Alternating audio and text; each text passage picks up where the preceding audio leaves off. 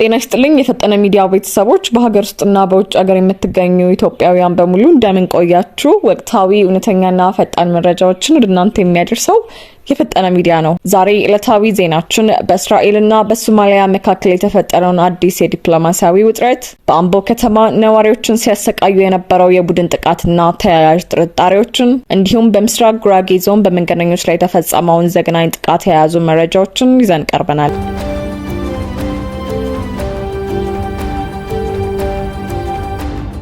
እስራኤል በሶማሌላንድ ተወካይ መመደብ እቅድ እንዳላት መገለጹ በሞቃዲሾ ከፍተኛ ተቃውሞ ተቀሰቀሰ። የእስራኤል መንግስት ራሷን በራሷ ካዋጀችው ሶማሌላንድ ጋር ዲፕሎማሲያዊ ግንኙነት ለመጀመርና ተወካይ ለመመደብ ማቀዷን ተከትሎ ሶማሊያ ፌዴራላዊ ሪፐብሊክ በጽኑ እንደምትቃወም አስታወቀች።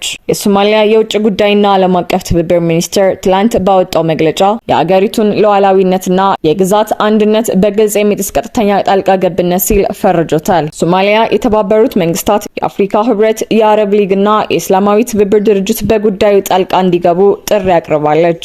እነዚህ ተቋማት እስራኤል ውሳኔዋን እንድትቀለብስ ግፊት እንዲያደርጉና የሶማሊያን አንድነት እንዲያስከብሩ መንግስት ጠይቋል። የሀገሪቱን ሉዓላዊነት ለማስከበር ሞቃዲሾ ማንኛውንም አይነት ዲፕሎማሲያዊ፣ ፖለቲካዊና ህጋዊ መንገዶችን ለመጠቀም ዝግጁ መሆኗን ገልጻለች። ሶማሊላንድ እንደ አውሮፓውያን አቆጣጠር ከ1991 ጀምሮ ራሷን ከሶማሊያ ነጥላ ብታውጅም እስካሁን ድረስ ከአንድም ሀገር ዓለም አቀፍ እውቅና አላገኘችም። ይሁን እንጂ በቅርቡ ከኢትዮጵያ ጋር የተፈራረመችው የመግባቢያ ስምምነትና አሁን ደግሞ የእስራኤል ፍላጎት መታየት በቀጠናው ላይ ያለውን የዲፕሎማሲያዊ ውጥረት እያባባሰው ይገኛል። እስራኤል በሶማሌላንድ በኩል ያላት ፍላጎት ከቀይ ባህር ደህንነትና ከስትራቴጂካዊ ጥቅሞች ጋር የተያያዘ መሆኑ የፖለቲካ ተንታኞች ይገልጻሉ። ሶማሊያ በበኩሏ ይህንን እርምጃ የአፍሪካ ቀንድና ሰላምና መረጋጋት አደጋ ላይ የሚጥል ስትል ትተቻለች። የአፍሪካ ቀንድ የዲፕሎማሲያዊ ትኩሳት በዚህ መልኩ ቀጥሏል።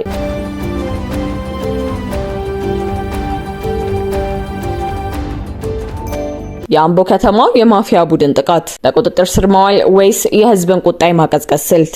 ሰሞኑን በማህበራዊ ሚዲያ ላይ የተሰራጩና በጠራራ ፀሐይ ዜጎችን በቡድን ሲደበድቡ የሚያሳዩ ዘግናኝ ቪዲዮዎች በአምቦ ከተማ ነዋሪዎች ዘንድ ለረጅም ጊዜ ታመቀ ቁጣን ቀስቅሷል። ድርጊቱን ተከትሎም የከተማዋ አስተዳደር በወንጀሉ ላይ ተጠርጣሪ የሆኑ ግለሰቦችን በቁጥጥር ስር መዋሉን ቢገልጽም ነዋሪዎች ግን እርምጃው ከልብ የመነጨ ነው ወይስ የጊዜያዊ ማስታገሻ የሚል ጥያቄ እያነሱ ይገኛሉ። በቪዲዮዎች ላይ ማንነታቸው በግልጽ የሚታወቁ ጎረምሶች ግለሰቦችን ሲያዋርዱና ሲደበድቡ ይታያሉ። የድርጊቱ አስከፊነት ብቻ ሳይሆን ወንጀለኞቹ ድርጊቱን ራሳቸው ቀርጸው ማሰራጨታቸው በከተማው ከህግ በላይ ነን የሚል እምነት እንደነበራቸው ማሳያ መሆኑን ነዋሪዎች ይናገራሉ። በቲክፋ ባገኘነው መረጃ መሰረት አንዳንድ ነዋሪዎች ቅሬታ እያቀረቡ ሁኔታውን እየገለጹት ይገኛሉ። ስማቸውን ያልጠቀሱ አንድ ግለሰብ እንዲህ ሲሉ ሁኔታውን አስረዱ። እነዚህ ሰዎች በቡድን ነው የሚንቀሳቀሱት፣ በከተማዋ ውስጥ የማይነኩ ናቸው። የሚገርመው ደግሞ ድርጊቱን እየቀረጹ ለሰው የሚያሳዩት ራሳቸው መሆናቸው ነው። ይህም ምን ያህል ህግን እንደማይፈሩ ያሳያል ሲሉ ተናግረዋል። አብዛኞቹ ነዋሪዎች ወንጀለኞቹ እንዲህ ያለ ድፍረት ያገኙት ከመንግስት መዋቅር ውስጥ ጥበቃ ስለሚደረግላቸው ነው የሚል ጥርጣሬ ያላቸው። ቪዲዮ ወጥቶ ህዝብ ሲጮህ ብቻ ያዝናቸው ማለት ምን ማለት ነው? እስከዛሬ የት ነበሩ የሚሉት ነዋሪዎች በተለይም ካሳዬ ቀነኒሳ የተባለው ግለሰብ በተለያዩ ይፋዊ የመንግስት ፕሮግራሞች ላይ መታየቱ ጥርጣሬያቸውን እንዳጠናከረው ገልጸዋል። የከተማው አስተዳደር በበኩሉ የቀረበውን ወቀሳ በጽኑ አስተባብሏል። ካሳዬ ቀነኒሳን ጨምሮ 5 ዋና ተጠርጣሪዎች በቁጥጥር ስር መዋላቸውን አረጋግጧል። ድርጊቱ በግለሰቦች መካከል የተፈጠረ ጸብ እንጂ ከመንግስት ጋር ምንም ግንኙነት እንደሌለው የገለጸው አስተዳደሩ የመንግስት እጅ አለበት የሚለውን መረጃ መዋቅርን ለማፍረስ የሚደረግ የስም ማጥፋት ዘመቻ ሲል ፈርጆታል። አምቦ አስተማማኝ ሰላም የሰፈነባት ከተማ መሆኗን የጠቀሰው መግለጫው ህዝቡ ከመንግስት ጎን እንዲቆም ጥሪ አቅርበዋል። ምንም እንኳን ተጠርጣሪዎቹ በቁጥጥር ስር ዋሉ ቢባልም ነዋሪዎቹ አሁንም እነዚህ ግለሰቦች ለወራትና ለዓመታት ህዝብን ሲያሰቃዩ በማን ድጋፍ በነጻነት ተቀሳቀሱ ሲሉ ጥያቄ አቅርበዋል። ከጀርባ ሆነው ጥበቃ የሚያደርጉላቸው አካላት ተለይተው ለህግ ይቀርባሉ ሲሉ ድጋሚ ጥያቄ አንስተዋል። ቀጥሎም ተጎጂዎቹ የደረሰባቸው አካላዊና ስነልቦናዊ ጉዳት እንዴት ይካሳል ሲሉ ጠይቀዋል። ነዋሪዎቹ እንደሚሉት ፍትህ ለጊዜያዊ ማስታገሻ መሆን የለበትም። ይልቁንም በከተማዋ የተዘረጋው የወንጀለኞች መዋቅር ሙሉ በሙሉ ካልፈረሰ ነገ ሌሎች ተተኪ ማፊያዎች መነሳታቸው አይቀሬ መሆኑን ያስጠነቅቃሉ። በአምቦ ከተማ የህግ የበላይነት እንዲረጋገጥ ነዋሪዎች መጠየቃቸውን ቀጥለዋል።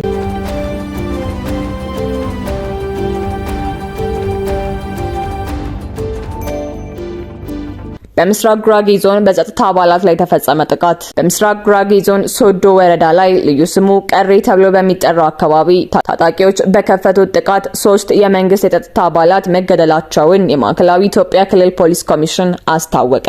ጥቃቱ የተፈጸመው ሚያዝያ 5 ቀን 2018 ዓ.ም ከቀኑ 11 ሰዓት ገደማ እንደሆነ ታውቋል። ታጣቂዎቹ ከወላይታ ሶዶ ተነስተው አዲስ አበባ ይጓዙ የነበሩ የህዝብ ትራንስፖርት ተሽከርካሪዎችን በማስቆም ተሳፋሪዎችን በመፈተሻቸውን የክልሉ ፖሊስ ኮሚሽን የህዝብ ግንኙነትና ገጽታ ግንባታ ዘርፍ ኃላፊ ኮማንደር ታጁ ነጋሽ ገልጸዋል። እንደ ኮማንደሩ ገለጻ ታጣቂዎቹ ተሳፋሪዎቹን በማውረድና የጸጥታ አባላትን ብቻ ለይተው ማውጣት በጥይት ደብድበው ገለዋቸዋል። በጥቃቱ የተገደሉትም የማዕከላዊ ኢትዮጵያ ክልል ከምባታ ዞን ከፍተኛ የፖሊስ መኮንን፣ በኢትዮጵያ መከላከያ ዩኒቨርሲቲ ዋር ኮሌጅ በስትራቴጂክ አመራር ስልጣን ላይ ነበሩ። እንዲሁም አንድ የአዲስ አበባ ፖሊስ አባል፣ በተጨማሪም አንድ የሀገር መከላከያ ሰራዊት አባል ናቸው። በጥቃቱ ወቅትም ታጣቂዎቹ በሌሎች ተሳፋሪዎች ላይ ዘረፋ መፈጸማቸውን ፖሊስ አረጋግጧል። በጥቃቱ ህይወታቸው ያለፈው የኮማንደር አልማዝ ዮሐንስ የቀብር ስነ ስርዓት በትላንትናው ዕለት በዱራሜ ከተማ ተፈጽሟል። የቀብር ስነ ስርዓቱ የክልል ከፍተኛ የፖሊስ ኮሚሽነሮች፣ የስራ ባልደረቦቻቸው፣ ወዳጅ ዘመዶቻቸውና የከተማዎች ነዋሪ በተገኙበት በፖሊሲያዊ ክብር በወንጌላውያን አማኞች መካነ መቃብር ተከናውኗል። ኮማንደር አልማዝ የ3 ልጆች እናት እንደነበሩ ታውቋል። የጥቃቱን ፈጻሚዎች ማንነት በተመለከተ እስካሁን ድረስ ከመንግስት በኩል በዝርዝር የተሰጠ መረጃ የለም። ይሁን እንጂ የማዕከላዊ ኢትዮጵያ ክልል ፖሊስ ድርጊቱን የፈጸሙት ጸረ ሰላም ኃይሎች መሆናቸውን ጠቅሶ ጉዳዩን በጥልቀት እያጣራ እንደሚገኝ ገልጿል።